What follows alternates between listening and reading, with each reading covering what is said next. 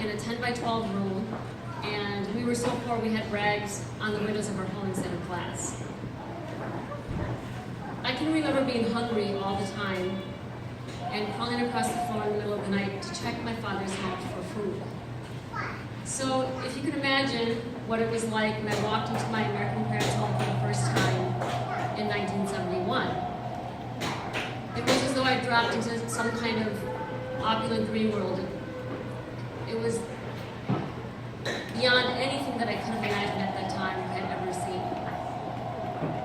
At 5.5 years old, I was dropped into a world of Caucasian faces and a land where nobody spoke my language. And growing up in a small Minnesota town, and I don't know, maybe small Chicago town, wasn't so easy at that time. I can remember being called chink, jap, and gook. I also had times where I was spit at, and I was even cut with the scissors once because of the shape of my eyes and the color of my skin. About a year after arriving in my new American home, I also became the victim of sexual abuse. So race, poverty, and sexual abuse have greatly impacted my life. Yet, those are issues for another speech. What I'm going to talk about tonight are issues of adoptions. So first I want to talk about how adoption affects the mind of the adoptee, and then I'll touch on what it's like to reunite with my birth family after almost 4 decades. Second, I will talk about what it's like to give up a child for adoption and then reunite with that child after 24 years. So I want to qualify what I say tonight because I know that my experience is not the experience of every adoptee or mother who has given up a child, but I feel that my story is the experience that many of you may have had or some feelings that overlap. I think that as an adoptee or people that have been adopted, whether they were a baby or whether they were older, that we all go through a lot of emotional similarities. So let me just start by telling you what it's like to be taken away from your parents at a young age. When a child is taken away from their parents at a young age, confusion and fear are their primary reactions. And inevitably, the parents giving up the child are in crisis themselves and too overwhelmed to help their child transition. A child who's given up for adoption often wonders why he or she has been given up for adoption, and they fear what will become of them. The confusion and fear don't just fade away. It's more accurate to say that they solidify into layers of denial. For example, after I was given up for adoption, I concluded that the memories of my Korean family were wrong. My adoption papers had been falsified to facilitate my adoption, and the paper stated that my birth mother had died. So I took the memories of my oldest sister, who had taken care of me while my mother worked hard in the fields, and I turned her into my evil stepmother. I was a kid, so she was my evil stepmother. And I also, my papers also stated that I didn't have any siblings, so I took the memories of my oldest sisters, and then I turned them into my evil stepsisters. So I began to believe and integrate these lies into my story of what had happened and why I'd been put up for adoption. And a part of me really wanted to believe these lies because it felt better for me to think that I'd been given up by my stepmother rather than my birth mother. And so I created constructs in my mind that allowed me to believe that I had never really been given up by my step family, or my birth family, that they hadn't really wanted to give me up. So, I spent about 6 months in the Seoul orphanage, and the whole time I was there, I can remember wishing for, praying for, and expecting that my father would walk through the door to come and take me home again. Even after I flew to the other side of the planet, and I no longer spoke Hangul, the Korean language, I laid in bed many nights wishing and praying for my father to come and tell me it all but a big mistake and he'd come to take me home. And that was denial. So, as most people who are in denial do, I partnered my denial with dysfunction. I was in denial about my American family, about my dysfunctional friendships, and about how abusive and dysfunctional my love love relationships were at that time. And it took me decades to realize how the denial had crept into my worldview. A part of me feared that my denial would be ripped away. I came to realize that my denial had served a purpose. It had shielded me from what I feared was the truth, mainly that I was not loved or valued. So when the opportunity came to reconnect with my birth family, I hesitated because of the fear that I had not been loved or valued. I unconsciously suspected that perhaps they had never really wanted me, and confirmation of that at that time would have wiped me out emotionally. I was also afraid that I would disappoint my Korean family, and that would confirm to me and the world that they had been right to abandon me. Adoptees are often frozen by the fear that they were indeed unloved. You can pin your fantasies onto a mystery, but if you go back to your birth family and they confirm that you were not wanted, then your worst fears may be realized. And so I've done a lot of healing since, but sometimes I still struggle with trust. If you don't let anyone close, then they can't abandon you. And if someone does get close, my fear of abandonment wants to push that person away before they can hurt me.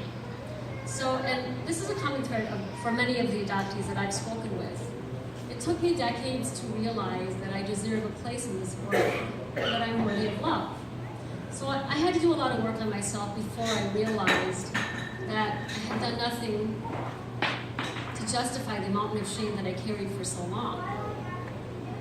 I didn't fully understand this till I went back to my birth country to reclaim my past. So, excuse me. So I am lucky because, I faced my fear, and I did go back after 37 years, but I went back hoping for the best, but yet I very much was prepared for the worst. And I almost didn't go because of my fears and doubts. But lucky for me, my husband, children were very supportive, and they allowed me to take that risk. I am fortunate because my reunion with my birth family did go well, and the relationship with my oldest sister and her children has grown stronger every year. My husband and myself and our children have gone back to visit them many times, and they have come to visit me. However, my relationship with my mother was not what I had expected. Meeting with my mother was not exactly what I had expected. I didn't remember her, and there wasn't that connection there with her. So, meeting with my father was what I had really looked forward to, because he was the one that I had always fantasized about reuniting with, and I carried this torch inside of my heart for him because we've been so close. And I got to meet him right before he passed away twice, but he was not mentally there at the time because he had Alzheimer's, and it was pretty bad. So that was a huge disappointment for me.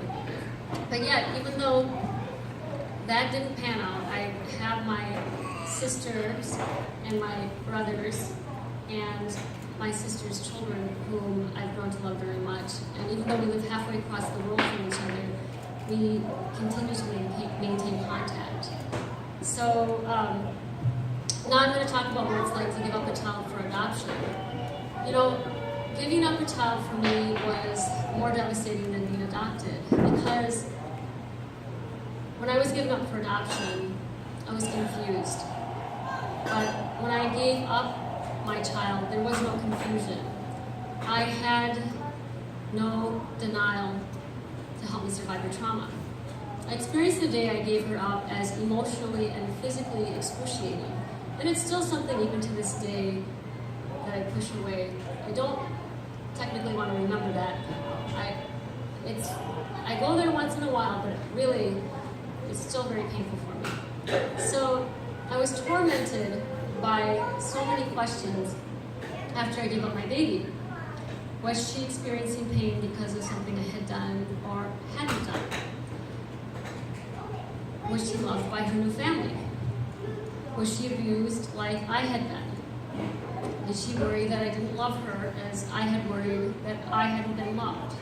And just as I used to wonder about myself, I wondered if she came to the conclusion that there was something wrong with her because her mother had given her up for adoption.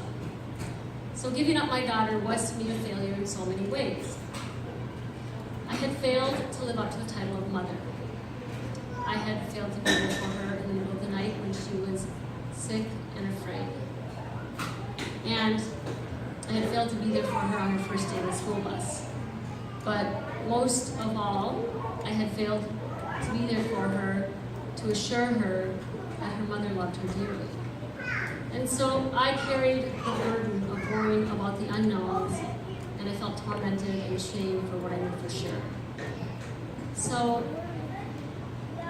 I'd like to say, I am lucky again because I reunited with my daughter when she was 24, and I've taken her on 2 family trips, first to Korea to meet her Korean relatives, and then to France, one of my favorite places in the world. And my children, her younger siblings, love her as a sister, and they love spending time with her. So I'm going to read to you right now 2 emails, and there is more detail of the emails and additional correspondences in my memoir. The first email is written from me to my Korean mother, and the second is from my daughter to me. And these are the first messages of communication from mother to daughter, so you might notice how similar they are. This is a letter from me to my Korean mother. Mother, I'm extremely happy to hear from you and to know that the family is all doing well. I've often dreamt of finding you all again, but never really thought it was going to happen. I'll write more later because I am overwhelmed with emotion and I need some time to think about things. Please know that I'm extremely happy to have finally reconnected with you after 37 years, but I also have a lot of confusion about how I should proceed. So this is the email from my daughter to me, and if you listen carefully, you'll hear how similar these letters are. It's absolutely surreal to hear from you and see your picture on my Facebook. I'd like to meet with you as well, though I think it would be best to take it slow and perhaps get to know each other a little through email and on the phone first. I think it may be too overwhelming for me to immediately jump into meeting with you. But please know that I am happy to hear from you. To be quite honest, I never thought you would try to find me. So both my daughter and I were happy we had been found. Kind of.